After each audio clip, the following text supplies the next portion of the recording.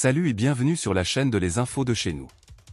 L'international ivoirien Simon Adingra et son Brighton ont affronté Liverpool ce samedi 31. Une rencontre à l'issue de laquelle Mohamed Salah et ses coéquipiers ont réussi à renverser les visiteurs au coup de sifflet final, 2-1. Liverpool bat Brighton de Simon Adingra en Premier League. Dans un match très important pour Liverpool, Mohamed Salah et ses coéquipiers ont réussi à battre l'ailier ivoirien Simon Adingra et Brighton. Et pourtant ce sont les visiteurs qui surprennent les Reds déjà à la deuxième minute. En effet, sur un centre de Simon Adingra vers l'entrée de la surface, la balle, contrée, a permis à Danny Welbeck de reprendre puis de mieux ajuster d'une lourde reprise qui finit dans la cage du gardien des Reds, 1-0, deuxième. Touchés dès l'entame, les joueurs de Liverpool vont reprendre le match en main en revenant au score grâce à une remise de l'Égyptien de la tête qui profitait à Luis Diaz qui égalisait, 1-1, 27e. En seconde mi-temps, conscients qu'ils ont nécessairement besoin d'une victoire, les Reds multipliaient les tentatives pour prendre l'avantage. Et c'est arrivé finalement juste après l'heure du jeu. Déjà passeur sur le premier but, Mohamed Salah s'est chargé de donner l'avantage à son équipe sur un tir croisé à la 65e minute, 2-1.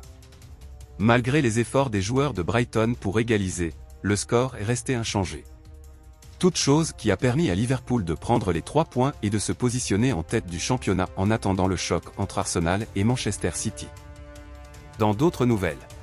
Après fin but, Kila Bongo dit être le propriétaire du Chamakwana qui a cartonné pendant plus d'une décennie. Cette chanson que l'on attribue à Vetcho Lola est aujourd'hui au centre d'une nouvelle polémique. Kila Bongo a lâché cette grosse bombe dans l'émission Faafa de ce samedi 30 mars 2024 sur Ivoire TV Musique. Vetcho Lola n'est pas le créateur du Chamakwana. Il y a des discours que je ne fais pas. C'est pas lui le créateur. Je répète, si Vetcho Lola est le créateur du Chamakwana qu'il dise le contraire, dit-il avant d'expliquer comment le morceau est né. Le jour je partais enregistrer le Chamakwana, j'ai fait une rumba et il était derrière le studio. Tellement le morceau était bon, Serge Beno nous a allongé le morceau jusqu'à 8 minutes. Il a fini le chœur. Et Serge Beno me demande le deuxième morceau, c'est quoi? Je lui dis Chamakwana. Il dit ça c'est quoi encore?